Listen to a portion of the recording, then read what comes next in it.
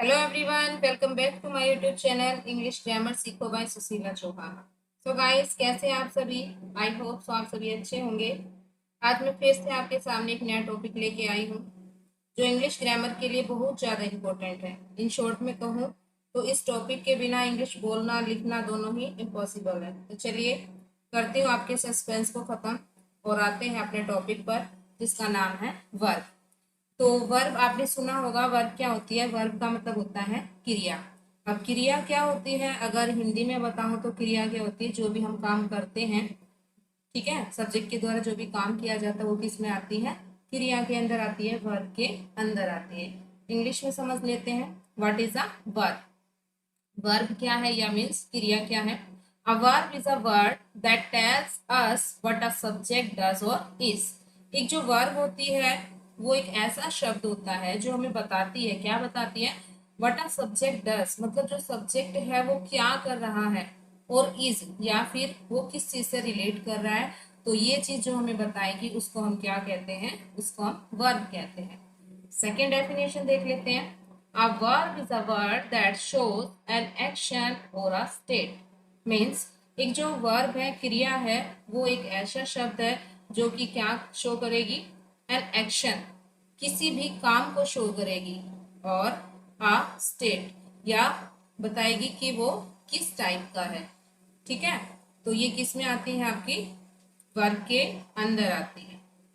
आगे देखिए, मैंने लिखा है the verb is a king in English. जो वर्ब है वो क्या है? अगर हम उसको राजा भी अगर बोल दें तो कोई दिक्कत नहीं है। क्यों? क्योंकि एक वर्ब का काम ही ऐसा है। मान लीजिए कोई भी सेंटेंस है, अगर उसके अंदर कोई वर्ब नहीं दी गई है तो वो कंप्लीट नहीं हो सकता। चाहे उसके अंदर हम कैसे भी वर्ब डालें, चाहे हेल्पिंग वर्ब डालें, चाहे मेन वर्ब डालें, मीन्स उसके अंदर कोई ना कोई वर्ब जरूर होनी चाहिए। जबकि एक अकेली वर्ब है वो भी एक मीनिंग क्रिएट कर सकती है। जैसे कि मैं यहाँ पे लिख दूँ गो। अब गो भी क्या है? गो भी हमें कुछ ना कुछ मीनिंग देगी। गो का मतलब क्या हो गया? जाओ, है ना? तो इससे भी हम समझ गए कि कुछ जो सब्जेक्ट है वो कुछ कहने वाला है। तो इन शॉर्ट हम कहें तो वर्ब बहुत ज्यादा इंपॉर्टेंट है, और इससे रिलेटेड मैं आपको आज कुछ बताने वाली हूँ, वो आप ध्यान से देखें। और इससे रिलेटेड ही आपको वीडियो मिलेगी। तो इसमें हम क्या क्या पढ़ेंगे? फर्स्ट तो है व्हाट इज अ वर्ब, जो मैं आपको बता ही चुकी हूँ। उसके बाद है टाइप ऑफ वर्ब, वर्ब की जो टाइप होती है वो कौन सी होती है। ठीक है, नेक्स्ट इसमें ट्रांजिटिव एंड इनट्रांजिटिव वर्ब कौन सी होती है। फिर है ऑक्सिलरी वर्ब कौन सी होती है। फिर है रेगुलर एंड इरेगुलर वर्ब कौन सी होती है। और फिर बात आती है वर्ब्स फॉर्म की।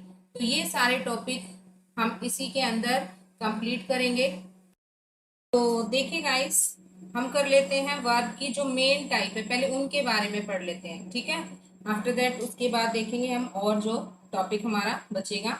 तो सबसे पहले अगर मेन टाइप की अगर पूछे तो हम उनको दो तरीके से कैटेगरी वाइज बांट सकते हैं। फर्स्ट होती है आपकी एक्शन वर्ब एंड सेकंड होती है स्टेट वर्ब। अब एक्शन वर्ब क्या होती है? एक्शन वर्ब होती है जिसमें हमें ये बताया जाता है कि जो सब्जेक्ट है वो कोई ना कोई काम कर रहा है। लेकिन जो स्टेट वर्ब होती है उसमें सब्जेक्ट के द्वारा कोई एक्शन नहीं किया जाता है। अब जो आपका एक्शन वर्ब है उसी का अगर आपसे पूछ ले कि डायनामिक वर्ब कौन सी होती है, तो एक्शन वर्ब को ही हम क्या बोलते हैं? डायनामिक वर्ब बोलते हैं। जबकि जो स्टेट वर्ब है उसको स्टेटिव वर्ब के नाम से भी हम बोल सकते हैं। अब जो आपकी एक्शन वर्ब है, अब एक्शन वर्ब को अगर और ज्यादा क्लैरिफाई करें तो भाई क्या होगी?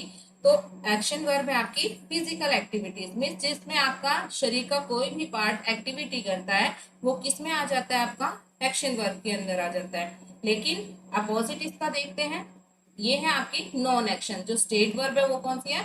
Non action. इसमें किसी प्रकार का कोई एक्शन नहीं होता है। एग्जाम्पल के थ्रू समझते हैं। जैसे आई गो टू स्कूल, मतलब कि भाई मैं स्कूल जाता हूँ। तो मैं स्कूल जाता हूँ तो हमारा जो शरीर है वो एक्टिविटी के अंदर है ना, हमारा शरीर एक्टिविटी कर रहा है। रोहन कुक्स फूड, रोहन क्या कर रहा है? खाना पकाता है। तो खाना पकाने के लिए भी फिजिकल एक्टिविटी होगी। आई होप आपको समझ आया होगा कि जिन वर्ब के अंदर हमारे शरीर की कोई ना कोई एक्टिविटी होती है, शरीर का कोई ना कोई पार्ट एक्टिविटी कर रहा होता है, वो एक्शन वर्ब के अंदर इंक्लूड होता है। और दूसरी तरफ जो ऐसी वर्ब हो जिसमें कोई एक्शन ना हो, तो वो आती है आपकी स्टेटिक वर्ब के अंदर। इसके एग्जांपल देख लेते हैं, जैसे आई हैव 3 पेन्स, भाई मेरे पास 3 पेन है। तो इसमें जो ये हैव है वो हैव किस लिए रिप्रेजेंट हुआ है यहाँ पे, स्टेट वर्ब के लिए, क्योंकि इसके अंदर कोई एक्शन नहीं है। सेकंड है Rohan like mangoes, Rohan mangoes को पसंद करता है, ठीक है। तो इसमें भी क्या है, वो पसंद करता है, लेकिन क्या है, कोई एक्टिविटी नहीं है उसके फिजिकल के द्वारा, ठीक है। नेक्स्ट, अगर हम और क्लियर करें और इसके डाउट आपके क्लियर हो जाएंगे बिल्कुल। आगे मैंने देखो लिखा है we can be used in I N G form, जो आपकी एक्शन वर्ब होती है उनके साथ आप क्या लगा सकते हैं, आईएनजी फॉर्म लगा सकते हैं। और दूसरी तरफ जो आपकी स्टेटिक वर्ब है उनके साथ आप आईएनजी फॉर्म नहीं लगा सकते। For example I am going to school means मैं स्कूल जा रहा हूँ। नेक्स्ट है Rohan is going to market, Rohan market जा रहा है। तो अब क्या है, ये एक्शन वर्ब है, ठीक है, और इनके साथ हमने आईएनजी भी ज्वाइन कर लिया है और ये बिल्कुल करेक्ट है। लेकिन अगर दूसरी साइड देखें, अगर हम इनके साथ लगाते हैं आई एम लाइकिंग मैंगोज, ये बिल्कुल गलत सेंटेंस है, हम इस तरीके से इसको नहीं बोल सकते हैं। सेकंड है आई एम हैविंग 3 पेन्स, तो ये भी क्या है, रॉन्ग सेंटेंस है। तो आई होप आप सभी को action verb and state verb तो क्लैरिफाई हो गया होगा, इसमें कोई डाउट नहीं बचा होगा। फिर भी अगर आपका कोई डाउट रहे तो प्लीज कमेंट मी।